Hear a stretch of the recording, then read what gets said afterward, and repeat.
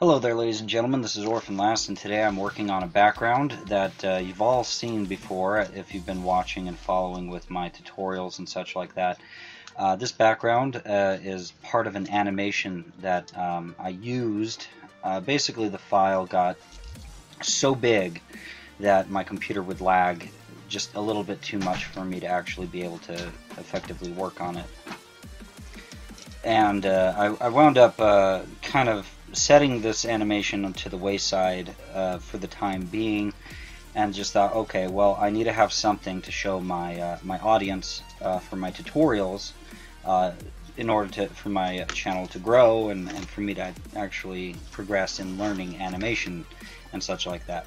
So what I did is I just went ahead and started showing you guys the punching man animation. Something simple, something that could show you guys traditional animation, the process of adding effects, coloring to at least some extent with Opentoonz, which is actually something that I really can't give you guys too much help with, at least for right now, on how to color your image. There are a few techniques that I've picked up, but since I didn't have the ability to make a video any longer than 10 minutes, I just made a quick video where I skimmed over the coloring process. I guess if I were to do it again, which I am going to do again, I mean, it's inevitable that I'm going to color another animation at some point. I'll go a little bit more in depth with the techniques that I use in order to basically create a workaround with the weirdness of Opentoonz and how it operates with the colors and everything like that.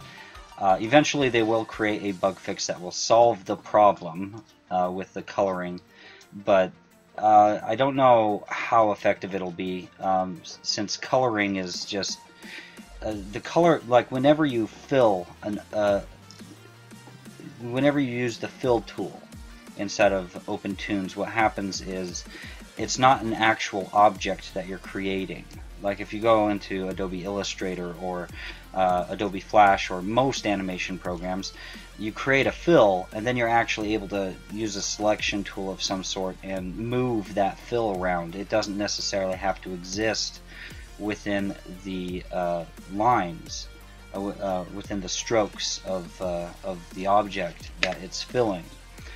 And you know, Opentoonz's philosophy is basically that it just works off of an algorithm and fills it in, and that fill is not a physical object. So if you wind up messing around with your strokes after you've colored it, you could be screwing up your paint, basically your coloring, and that can be extremely frustrating as time progresses.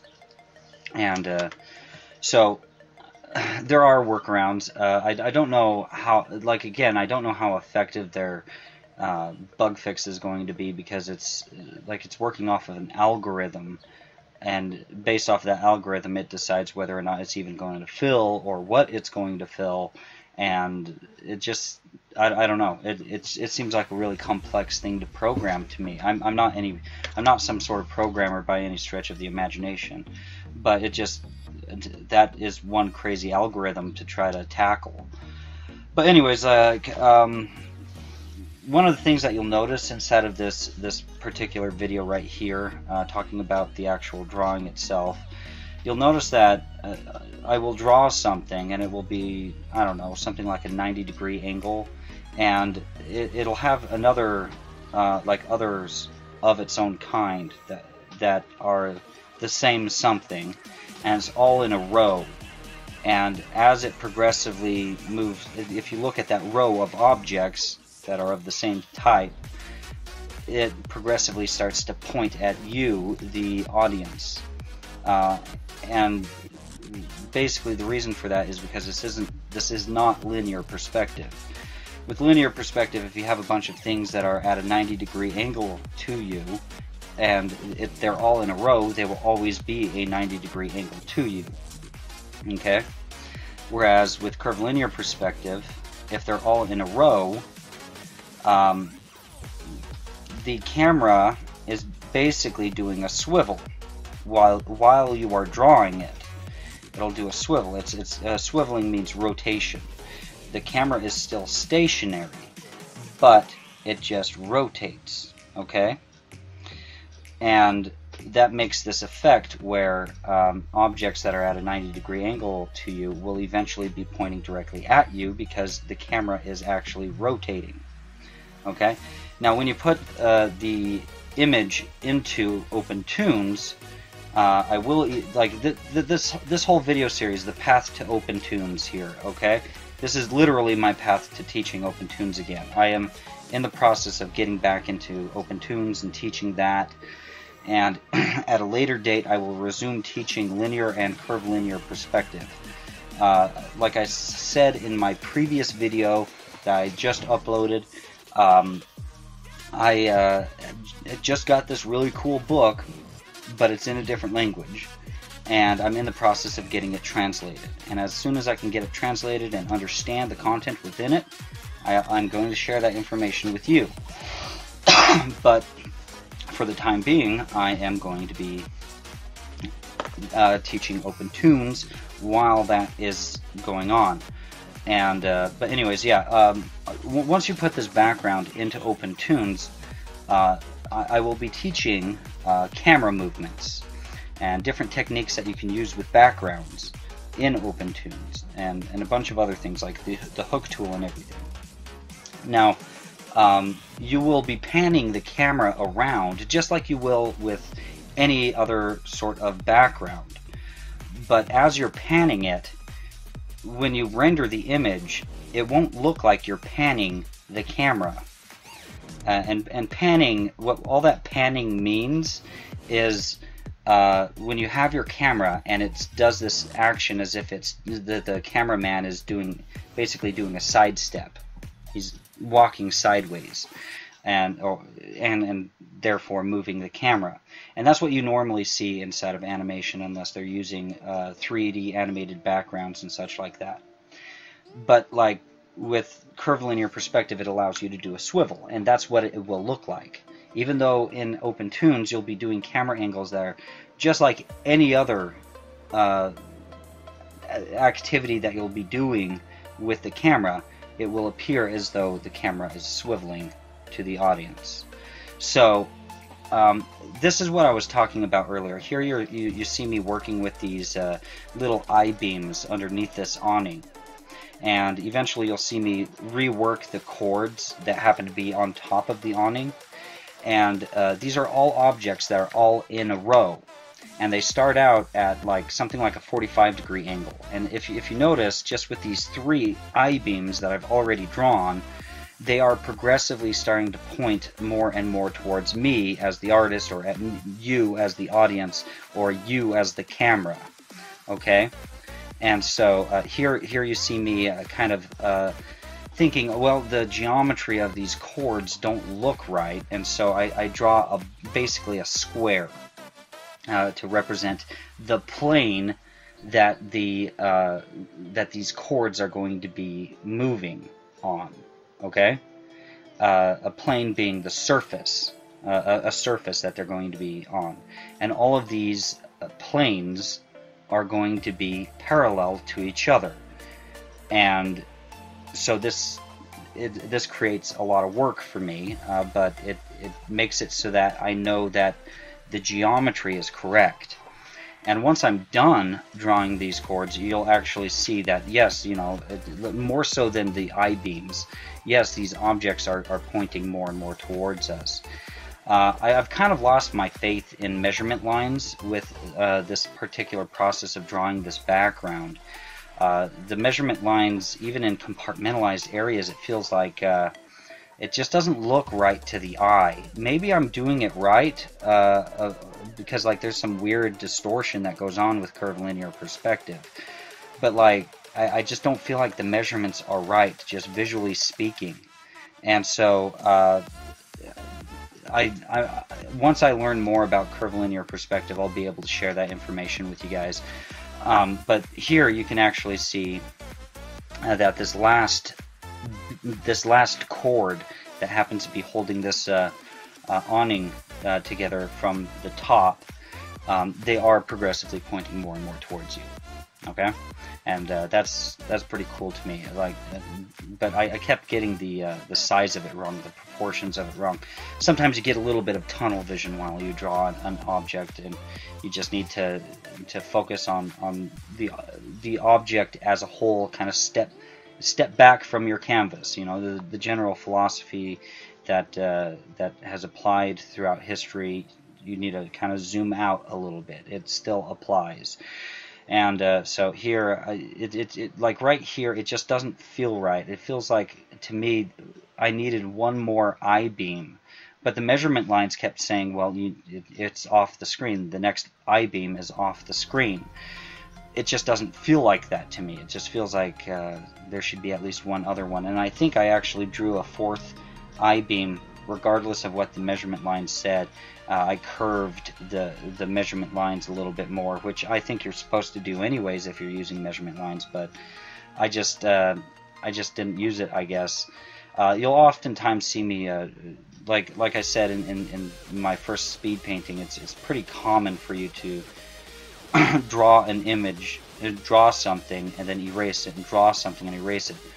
Well, a lot of times you'll draw something, and you'll base it upon a specific measurement, and then you'll draw the second something, and you'll base it on the first something's measurement, and then a third something, and the fourth something, and then eventually you'll realize the first thing that you drew, that's basing everything else, that's basically the foundation for everything else. It's wrong.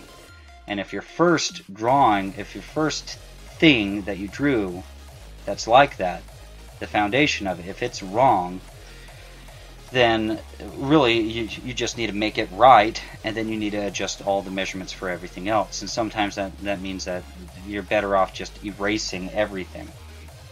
And it's kind of heartbreaking whenever I run into that sort of thing. But in the end, it doesn't really matter, because like I'm just working with a sketch. And you see me kind of doing this little, kind of almost like a crosshatch process in order to kind of get my lines made. And this is just a sketch. It's not like I consider any of this finished product or anything like that. But I've been thinking about, okay, well, how am I going to create the final product for this? How am I going to get all my lines nice and crisp and everything like that? And I've thought about it for a while. I researched that Photoshop has lazy lazuli, or however way you pronounce it. I'm not entirely sure. It's been years and years since I last used Photoshop. I love Photoshop, but you know, it's expensive. I had a legal copy of Photoshop at one point, Photoshop CS6, and within just a few months I lost it, and it's gone forever, and there's nothing I can do. My computer crashed, and I put it on 2 different computers, and I don't know, I don't think Photoshop would be understanding, or Adobe. I don't think Adobe would be understanding at all, and so I'm less inclined to use I'm less inclined to use commercial software, just simply because I've spent so much money on it.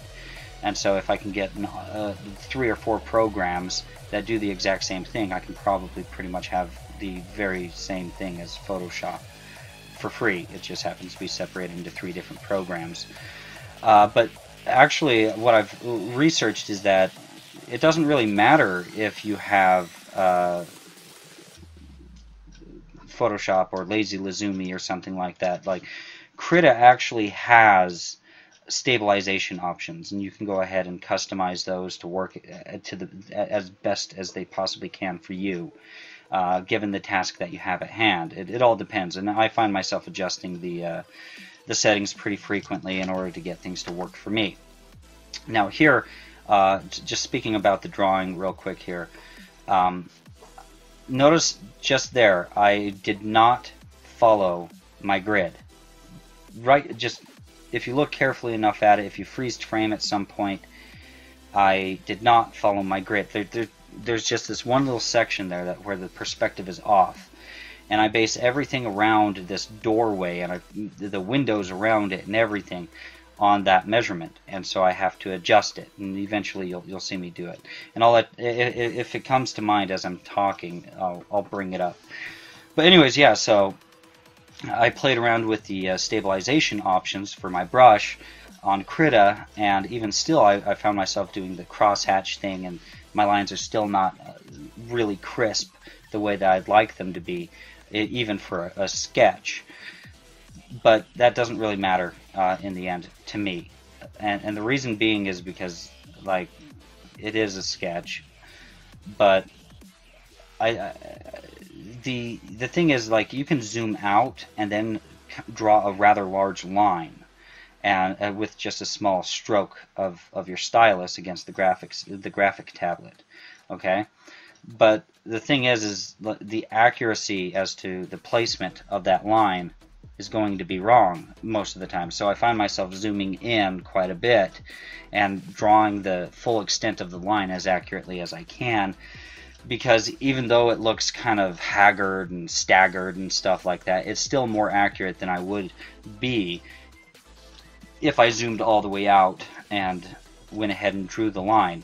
From a distance, it looks good, but up close, at the actual viewing distance that I will be using this background at, it doesn't look good at all. And so that's not acceptable to me. I need to make it as accurate as I can for the measurements that I'm using at this point in time. So how do I clean up this image if, you know, stabilization options aren't working and such? Because with perspective, your lines can be rather large. I mean, you're dealing with this enormous building, and the lines need to be straight or curved really nicely and such like that in order for it to work. And what I've decided is, and I really didn't think that I would be using this tool as often as I will be actually throughout the entire time that I use Krita. I'm actually going to be using the actual assistant tool for the come on, if I could, for the, you know, fisheye perspective assistant tool, basically. And this will help me out immensely. It really will. But the thing is, once you start having more than one assistant on the screen all at once, it makes it so that the whole computer just slows down. And not only that, sometimes you'll make a stroke with your stylus. It's following, like, it won't snap to the right assistant, if that makes sense. So it slows down your workflow, because sometimes the assistant doesn't know which assistant you want to snap to, that you want to be working with at any given time. And so you wind up making the same brush stroke like 5, 6, 7, 8 times. And when you're just trying to get one brush stroke done out of hundreds and hundreds and hundreds, and you have to do each one sometimes 5 or 6 times, it really slows you down. So I'm going to, once I start cleaning up this image, and as well as with most of my curved linear perspective images, I'm going to be using one assistant, get all of the lines that are junctioned with that assistant at that portion of the image done, just finished, and then adjust the assistant, move it over without changing any of its dimensions or anything. I'll just move it over to the next vanishing point and make it work. And that should make a nice crisp line. I'm sorry I'm kind of stuttering a little bit. I've actually recorded this audio over and over again, just trying to make sure that I'm articulating myself well. But the video needs to go out at some point. Anyways, so yeah, I'm excited. I got a book that's going to teach me more about perspective and curved linear perspective, literally anything that you could possibly want to know about both. And then I'm excited to be also working in Opentoonz pretty soon here, because the whole point of me teaching perspective is to teach you guys more about Opentoonz. You know, it's essential that you learn about backgrounds, how to draw backgrounds if you're planning on animating. It's like a good it really is. It's a big portion of the process of animating. If you are able to draw a really good background, this is at least the way I see it. If you're able to draw a really good background, and you're able to be really good at animating, then you're going to be twice as useful to a client or a studio than the guy who's only good at drawing a bunch of characters. So, I mean, there's never any point in time where I want to get stuck just drawing a bunch of backgrounds. But, you know, the world that your characters are living in, that right there is a huge part of the story that you're trying to tell. And I'm looking forward to being able to create worlds, not just characters, but worlds. And I feel confident enough that I'm going to be able to do that. But yeah, linear perspective, I really want to get into that, because I don't just want swivel actions with my camera. I want panning actions as well. And so linear perspective, as soon as I get to understanding that a lot more, I'll be teaching about that and learning about that. When I was trying to teach you guys linear perspective, I actually purchased probably about 5 books about linear perspective, and all of them promised up and down that this book teaches you everything that you could possibly want to learn about perspective. And I was super excited about that. The book comes in, and then it winds up being a massive disappointment. Yeah, you know, they teach, you know, how to use measurement lines and stuff like that. Sometimes, and a little bit about how to make reflections, and a little bit about lighting sometimes, but really the bare bones essentials, I don't just want to know that. I want to know the full thing. And a lot of people, they like to say that you don't need to know a whole lot about linear perspective in order to draw it, but you know, that 60-degree cone of vision will make you run into problems if you're not using it properly. So you just need to kind of consider that as you're doing it, as you're working with it. And anyways, like, it just seems like if you don't know everything about linear perspective, then you're inevitably going to run into problems, get depressed, get irritated, feel like you're unable to draw a background, and therefore a terrible artist. And oftentimes I feel like, hey, it's just time to quit.